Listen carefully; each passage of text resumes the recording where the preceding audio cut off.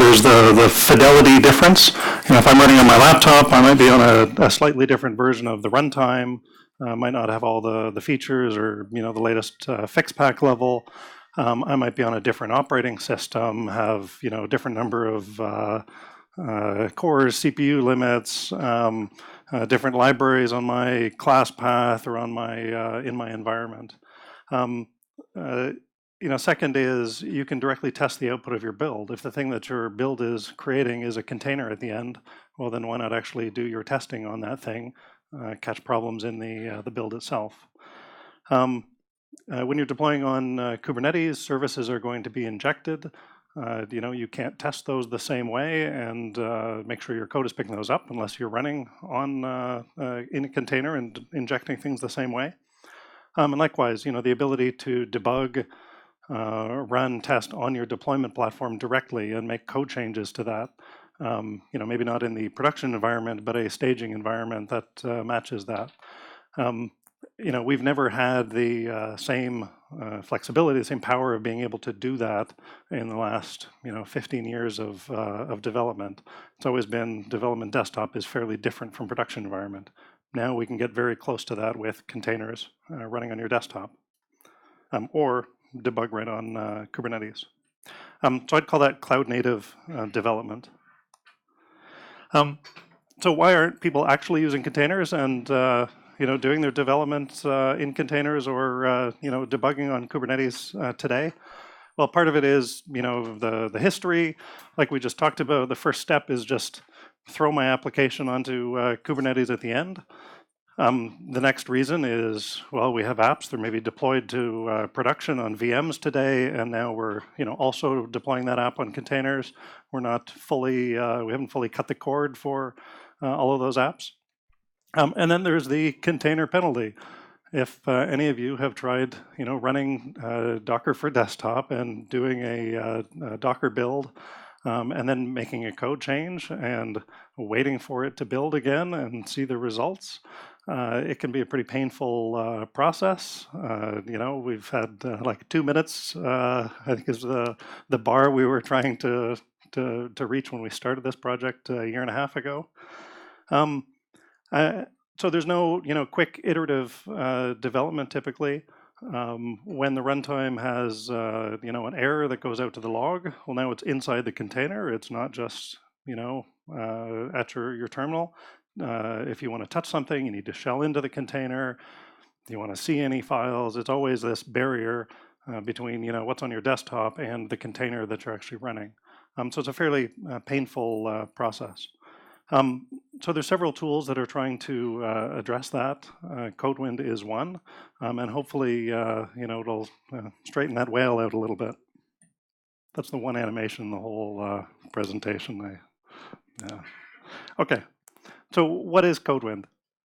It is an extension to multiple IDEs. Just like if you guys are familiar with the language server model, where you write a compiler or a code validator once, and you can plug it into multiple IDEs. We want to have the same model for cloud developer tools, and we are trying to provide container native Kubernetes tools directly inside those IDEs. Help you create projects, start them up easily. Do iterative development on them, do debugging directly in the IDE, trying to make all of that seamless. We're not trying to, hide what's going on under the covers. If you do want to understand the container build and what's happening in the, deployment of your code, you can go and look at that. But we want to make it very easy for somebody who's just familiar with writing some Java code or some Node code in an IDE. Give them the same pattern for doing that in containers, doing it live on Kubernetes.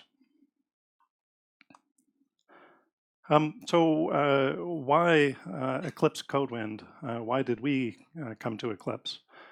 We were working on a proprietary product before this. It was called Microclimate, and I'm sure almost nobody in the room has heard of that word before. What we've seen is that there's many different vendors all providing IDE tools, command line tools, a variety of ways to do similar sorts of things. and they're all very siloed. They solve a problem for one language or for one cloud provider, and there's not a lot of community, not a lot of building on top of the work of others. We wanted to start changing that, do everything in the open. And why did we come to Eclipse? Well, we've been Eclipse developers for many years. Eclipse has a strong history of developer tools, of collaborating across these boundaries. And when we looked at the IDEs that we wanted to target, well, the Eclipse Classic IDE is there, Che is there, Thea is there. There's Eclipse Cloud working group now. It seemed like a natural fit to bring these tools. So one thing I've already mentioned, but I need to get into a bit more detail on, is that there are many ways to go from source on disk, your Git repo, to a running container. Many of those don't support iterative dev. It's like a one way do a build to go into production. But just even for something that supports a development model, there are many ways of doing that. You can write a custom Docker build with some tools around that. OpenShift has Odeo or Odoo. Jib is a tool from Google to do containerization in a Maven build. There's Scaffold. There's someone just mentioned one at lunch. I mean, there's 27 different varieties of doing this. Personally, I really hope that there gets to be some consolidation. That there gets to be a common set of tools that aren't language specific or cloud vendor specific. I don't know how long that's going to take to kind of roll out. I hope that Codewind can kind of do that for the IDE side of things. Ideally, we do want to support a number of these methods. I prefer that they be CLIs. Developers should be able to use a CLI to do cloud development, and then we just provide the IDE wrapper and additional tools on top of that. But today, we support two methods of doing this. There's a third that I hope will go live today in our next update. We're just waiting to see if that's ready to ship. The first one we've called the Codewind pattern. There is no underlying CLI. It's a code that we have directly in Codewind. It'll support any project. You basically, if you've got a Docker file in your project, we can start it up. We have specialized support for Java, Node, Swift, and Spring to do iterative dev on those. So we can kind of run anything with a Docker build, but it's not iterative. For those languages I just mentioned, we know how to you make a code change, we can poke it into the container so that there's no downtime. The one that we're just adding today is OpenShift's Odeo. If you've heard of source to image, it's the Red Hat model of doing this. It's basically same thing, but with no Docker file. The tool itself understands, okay, that's a Java project. I know how to build a Docker file for a Java project and get that deployed. The third model that we support today is Apsity. It's another open source project started by IBM. It can operate the same way, but it is based on the concept of having a enterprise architect who sets a number of stacks that provide a baseline for the projects that you're going to deploy. And the enterprise architect basically has control over how much is embedded in the stack that you can't change as a developer, and what pieces you control as a developer. So you can go all the way from the stack will contain a Docker file for doing a Java Maven-based development, and everything else is yours to do whatever you want, to a stack that's very constrained, that provides a runtime, security standards and whatever else, and you just code like a REST service in it. So I'm not going to get to more detail about those three, but I wanted to kind of address the fact that there's many ways of doing this. We support 3 today. Hopefully over time there's a couple more, but we also see some consolidation. Okay, so what IDEs does Codewind run on? The first two are Eclipse, of course, and Visual Studio Code. And the third is Eclipse J. Yeah, I don't know if people here are familiar with Che, but it's a fully hosted cloud IDE. It runs, natively in Kubernetes.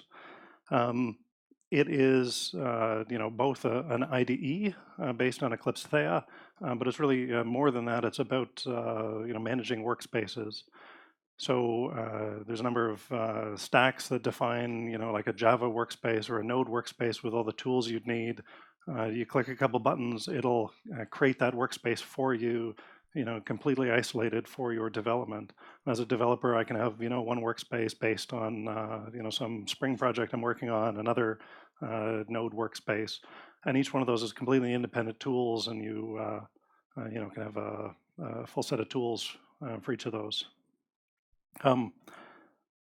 Yeah, and Che also has, through Thea, growing support for Visual Studio Code extensions.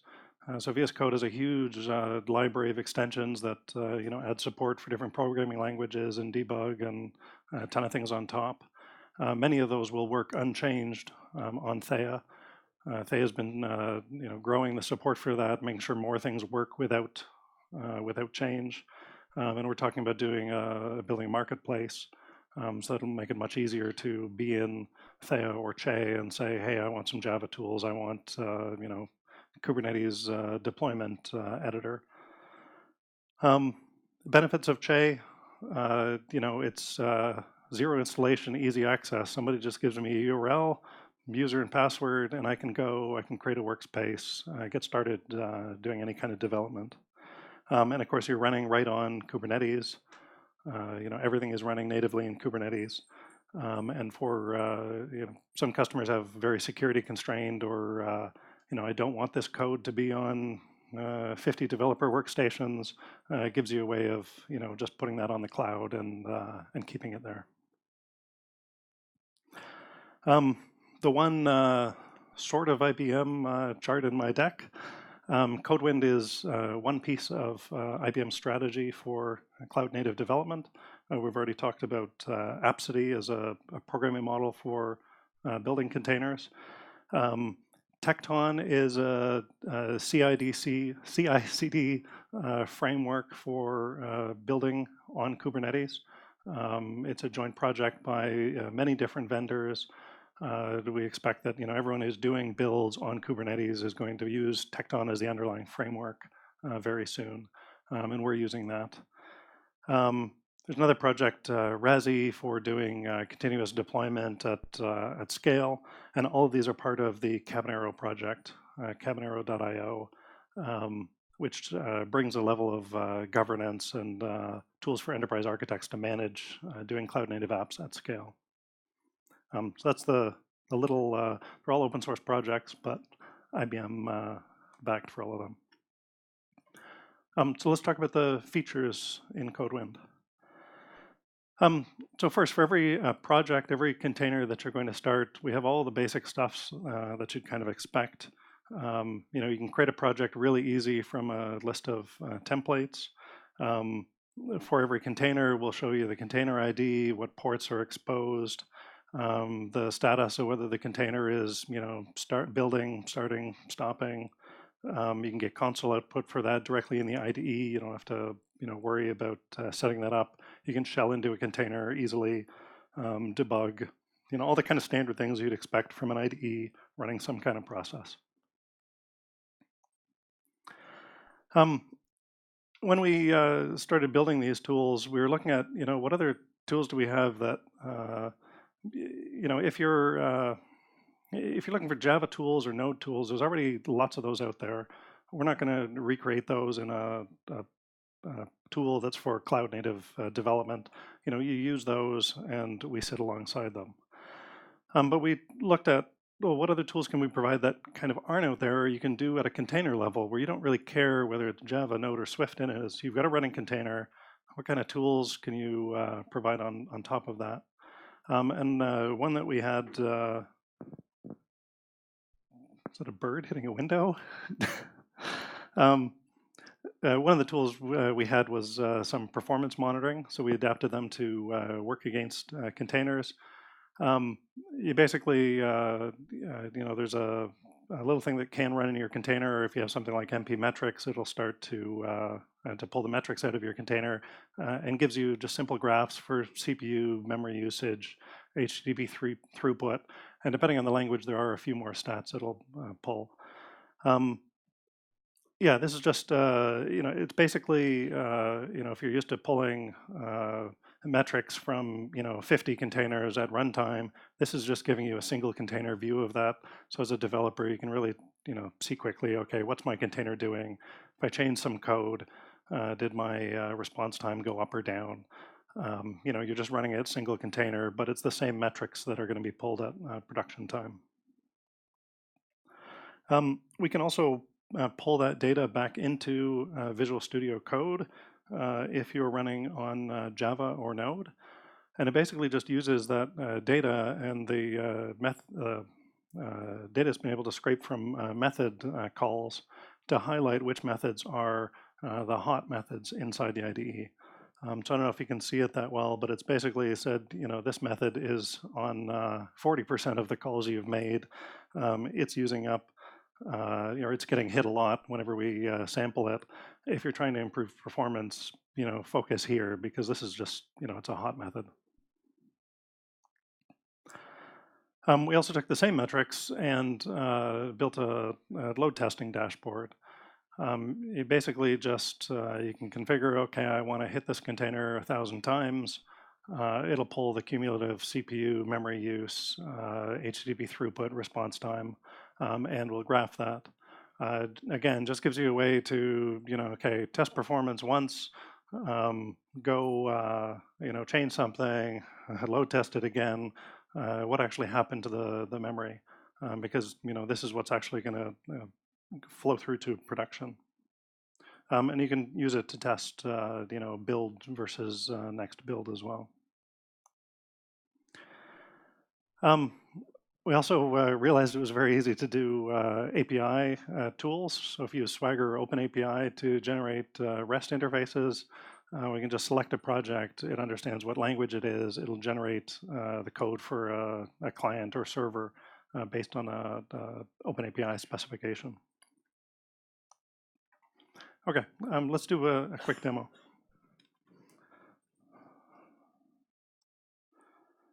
Okay, we'll start in Visual Studio Code. I hope the dark theme is okay. I'm going to start and create a new project.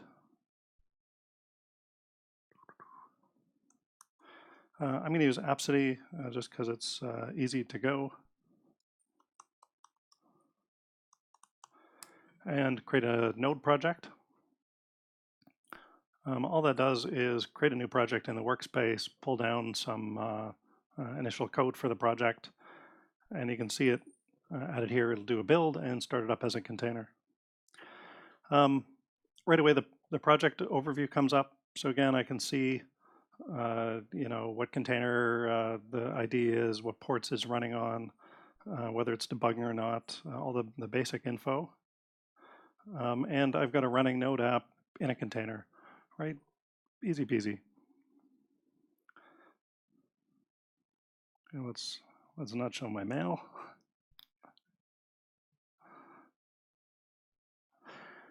Okay, so as I said, it's really easy to open a shell into the container. You just right click on a project. Likewise, if I want to show all the logs, there's the logs from the runtime in the container. I also have 2 more containers already running. The first one is just happens to be WebSphere Liberty with a REST service in it that's a grocery store app.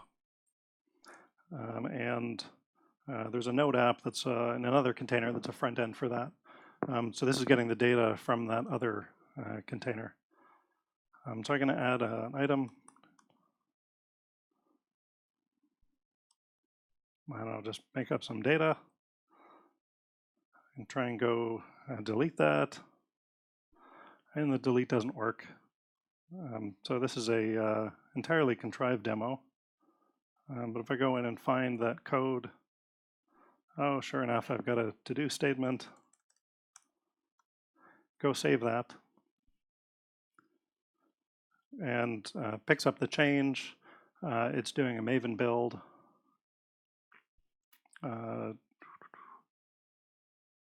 And well, you can see it's already running again. So I can go back and delete the potatoes. So that's Java development, not the most lightweight build there is. And within a couple seconds, you've got a live app with changes in a container. So you can focus on developing the app, not what's actually happening to get the container there. You don't even really realize that it is in a container while you're doing your development. I talked about the monitoring tools, so let's open up them. So Yep. the containers that have been started up, they are now running on a Kubernetes cluster? No. So I'm local in VS Code, so it's running local Docker desktop. If you run in Che, it's doing Kubernetes containers, and everything is identical. It's just running on Kubernetes, and we'll talk about that in a minute. So yeah, if I hit my app a few times, right, you can see the HTTP response and the metrics coming from the container. I can go back and open the performance dashboard. Again, there's the last few runs I did. I can do another load test and see how it's running today.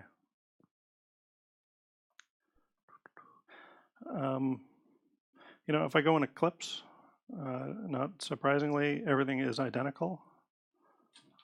There's the same performance monitor we saw.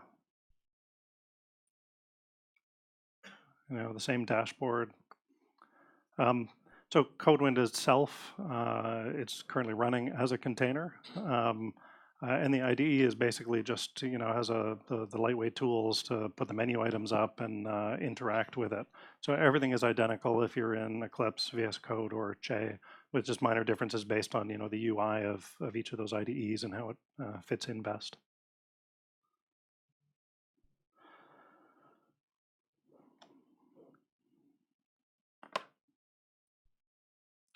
Okay.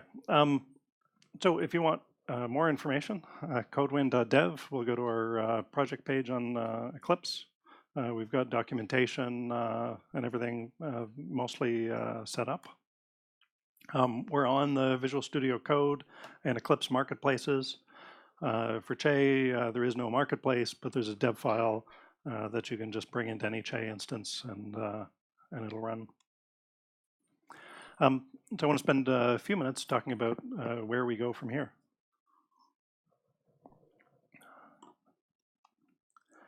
So I've already talked about Odeo. The slide was still in there because I didn't know when it's actually going to ship. I don't know if you've heard the latest. I'm hoping sometime today we'll have another release and Odeo will be in there. We are a new Eclipse project. We are 99% IBMers. That's not good for health of the project and viability going forward. We're basically done the open sourcing part of the process.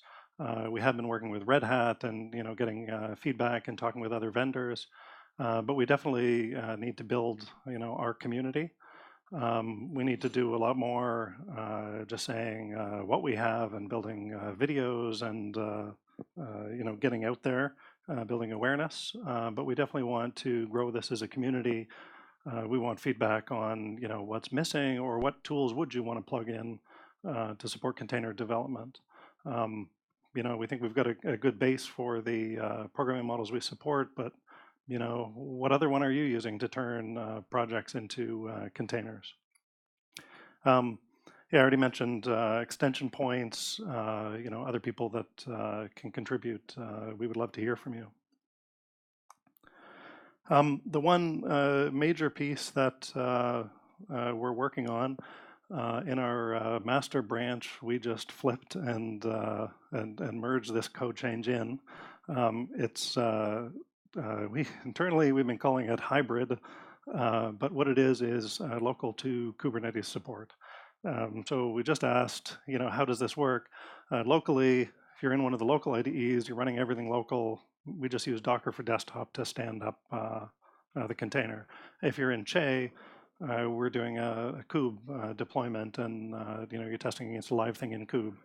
What our local to kube support will do is basically allow you to set up a remote target from your IDE.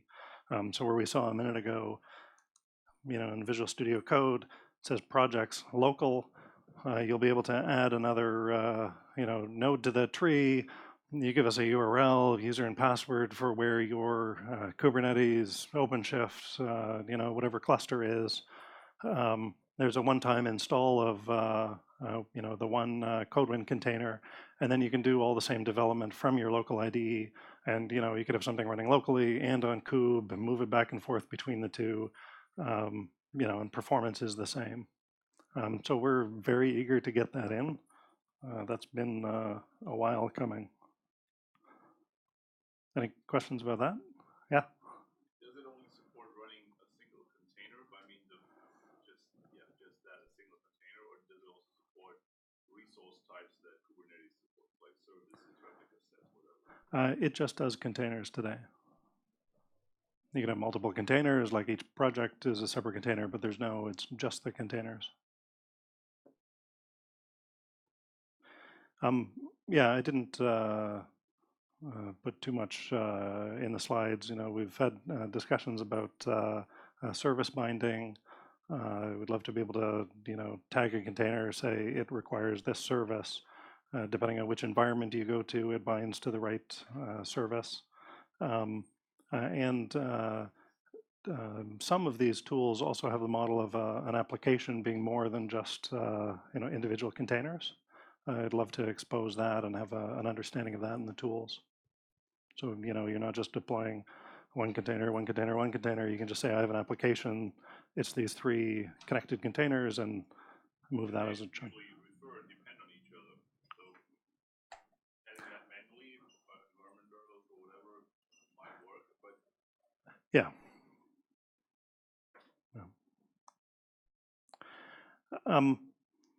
I mentioned Tecton before.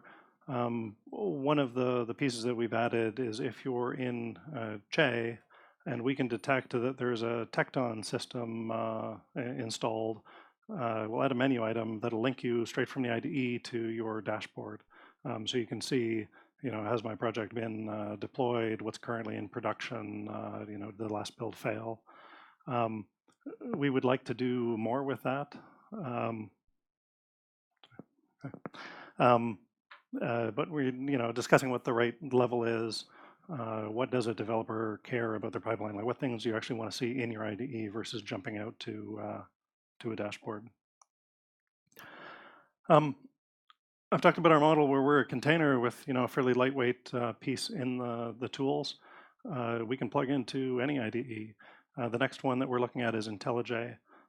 We have like a I guess a pre-alpha working. You can start a container, you can see it started, but it doesn't have the rest of the support in. So we're working on that, and over the next couple months, I expect we'll have like a tech preview of IntelliJ support. Okay, and that's it. Yeah, we do have other ideas for what we want to do and where we want to go from here, but we are very open to feedback and hearing what would be useful for you as a developer. Yeah, thanks.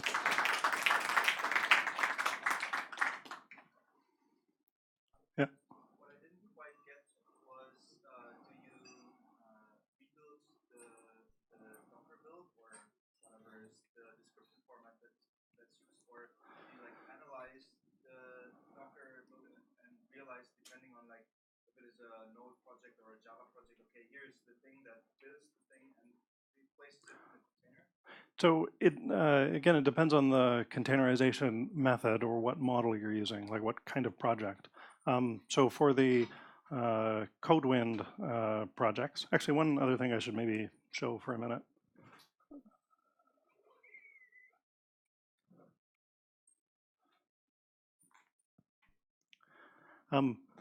So when you go to create a new project, remember there was a list of projects.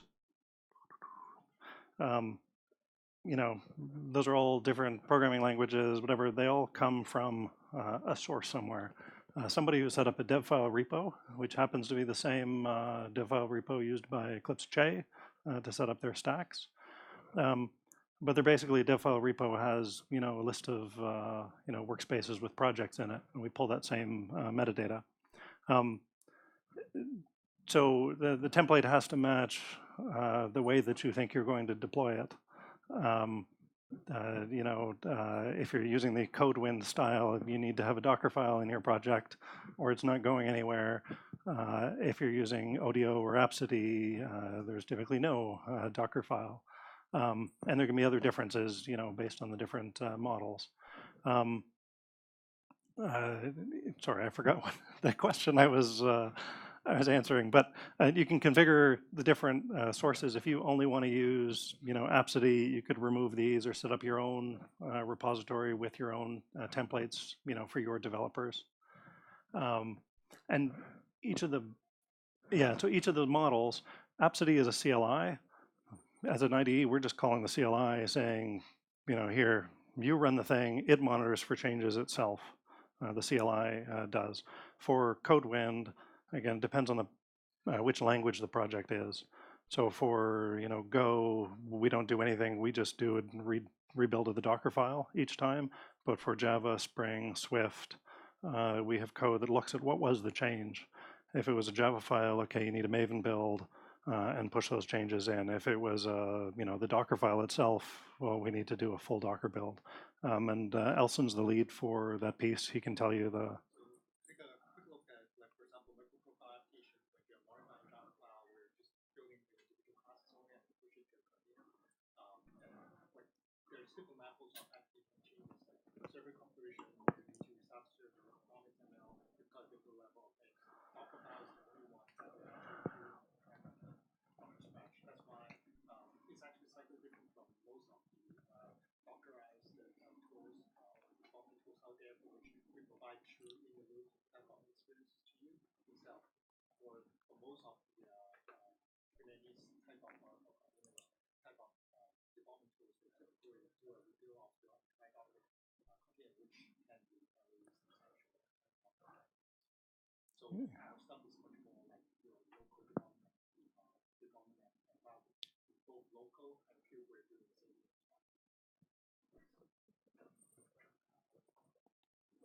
Okay, so we're out of time. If there's any more questions, feel free to come up. Thank you.